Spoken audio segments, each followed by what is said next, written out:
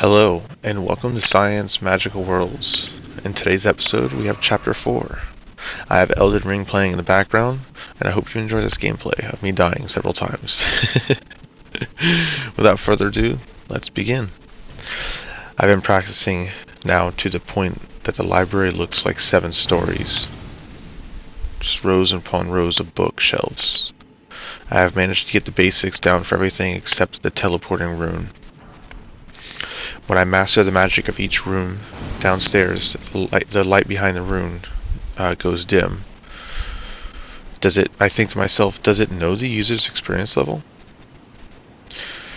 Either way, teleporting has been the hardest one to learn. The description is very vague. Think of where you want to go, and where you go is where you will be. This couldn't have been laid out any easier, I thought to myself.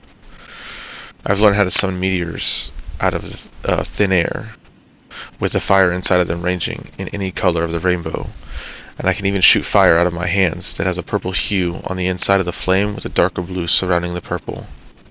I can arc lightning around me to deflect certain objects I summon in a defensive way against different magic types, which is a basic. The next one I'm learning is water and earth.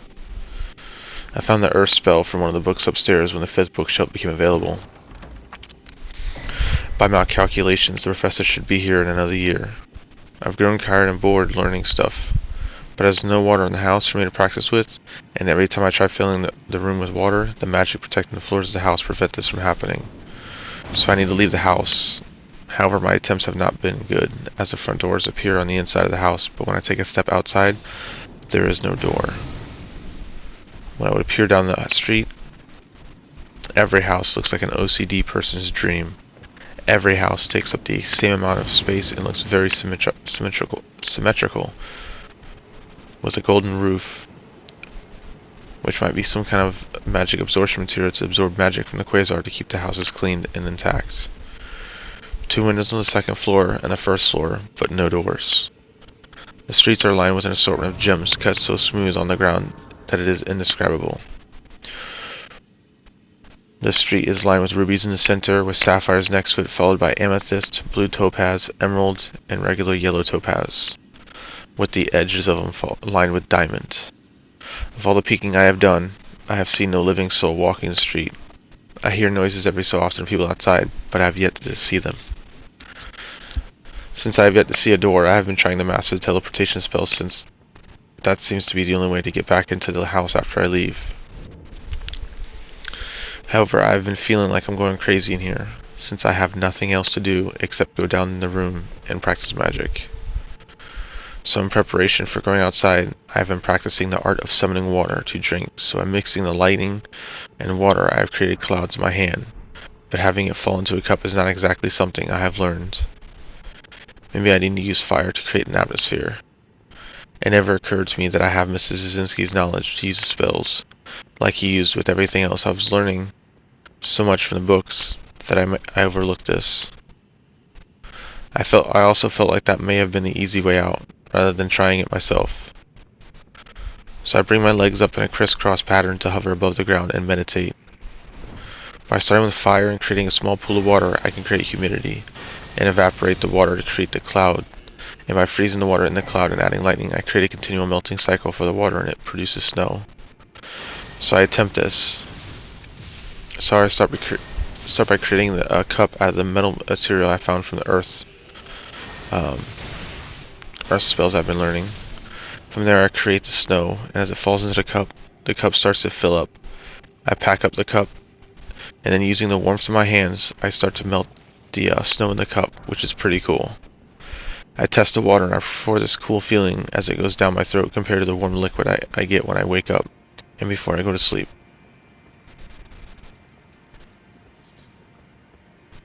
Is this water different from the mana that I'm drinking? I think to myself. Either way, this must be the start of how the spell works. As I start to meditate more on this from memory, I see how there are different types of liquids I can make, and the liquid he is making is pure magic from the clouds, so it replenishes the whole body with mana, rather than just a basic need of liquid.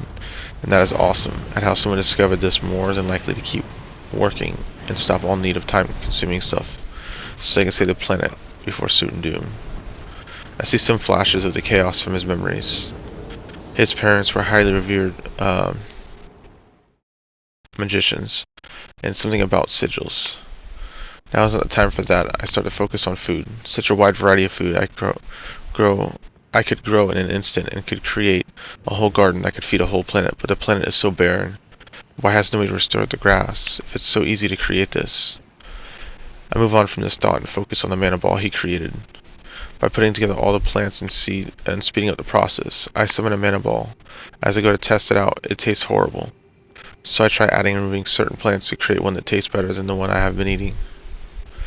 The flavor is both sweet and spicy, creating a kind of heat effect on my mouth, and I combine this with a cooler liquid and it creates a very strange sensation in my mouth, like the spicy flavor is being moved from just my tongue to the roof of my mouth and to the sides as well as my gums, and this is awesome.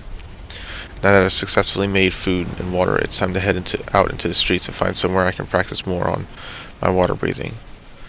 As I make my way towards the white and gold door, I put my small hand that barely fits around the ruby doorknob and twist it open. And upon looking out the door, I realize it's a dim cycle. And as I'm about to close the door, I get sucked out of the house and into the streets. The outside air feels thick with something in the air, and breathing becomes difficult. I feel like I'm being drained. And I get up slowly and turn around towards the house. And the door is gone. It closed behind me when I was sucked out. I try to focus and teleport back into the house, but to no avail. A thought comes to me, picture the area, and that is where you shall be. But the air is so thick that it makes it hard to focus, and I need to get somewhere safe. As I feel the anxiety and panic kicking in, I start running down the street. As I am running, I put some speed in my feet, and all the magic I put into running gets sucked from me up into the sky somewhere to the south. This is strange. Just then, 4 guards appear around me, and with metal batons start zapping me. Before I get the chance to see them, I'm unconscious. I wake up a few hours later in an unknown dungeon, strapped to a chair. The chair is made out of wood, instead of the normal gold and white I am used to. The walls are a different shade of gray, which seems discomforting. My hands and legs are strapped to the chair by chains that have all but rusted away, and a man in a white and gold chair spins around to face me. He has a scar along the right side of his face, with bright gold hair that is shining like a sun. And his armor has many versions of the disaster orbs floating above his shoulders, shimmering the gold from his hair outwards. He had 2 buckles on the front of his shoulders to hold what seemed to be a cloak, as well as a white shirt with gold flakes adorned upon his shirt, that is also reflecting his hair. His face is clean shaven, and his eyes have gold irises that seem to pierce my soul. I noticed a tiny eagle made out of water flying around his right forearm. "What are you doing in the upper part of this town? Outside?" he asked, raising one of his glowing gold eyebrows. I try to speak, but I am clueless as to what to say. "Silent type, eh?" he said, seeming to adopt an annoyed look on his face. "I bet you thought you could change the color of your rags and teleport into the upper city and think you're one of the chosen, right?" As he says this, he presents my cloak from the wall somewhere behind him, and he waves his hand and turns back into his purple rags I had on before. "This is the color of the filth that lives in the Crystal District. You think by changing your clothes to match our colors and stealing from the Diamonds District you can get by?" he said angrily while narrowing his golden eyes to slits. "Filth like you needs to be shown respect," he says infuriatingly.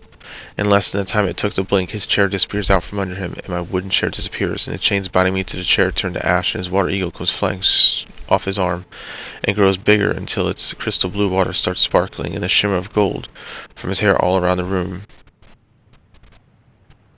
fills. As it flaps its water rings, it lands on the ground next to me and starts screeching with high intensity. Water pulses that start traveling towards me. As the water rushes towards my face, I try to put up a defense, but can't due to the high water pressure coming from the eagle's water blasts, blasting my arms backwards. The only thing I can think of is water breathing. As the water pressure starts ripping flesh from my arms and face, the water starts creating a ball of water around my head to try and drown me. I try and calm myself from this intense attack all at once, and that it catches me off guard, and I swallow some of the water, and I feel a heaviness in my lungs. As more and more water rushes towards me, I think this is the end of me. Is this where I die? As I'm about to give up, I think about the fire attack from before. I let out a giant firestorm of green and black around me, causing me to puke up the water as steam and blow it outwards towards the water as it comes heavily down on my face, pushing me to the floor. You got some talent, I see. Most would have already drowned at your age, he says, intrigued. The attack stopped for slightly a second, and as I try getting up, the water eagle comes flying at me. I dodge the water eagle, and the edge of the wing slices my cheek to the bone. Blood spurts out and flies onto the ground. Below the ruby-colored blood standing on the, below the ruby-colored blood stands out on the floor from the gold light pouring through the water around me, coming from his hair in the corner of the room, giving away his position. To which I unleash a lightning bolt to try and stun him long enough to get my composure. But instead of lightning, a giant green and black flame flows out of my hands, turning all the water in the room to piping hot steam, and I hear him release an agonizing scream as his water eagle evaporates into nothing. More guards rush into the room as I lose consciousness. This is going to be the end of Chapter 4.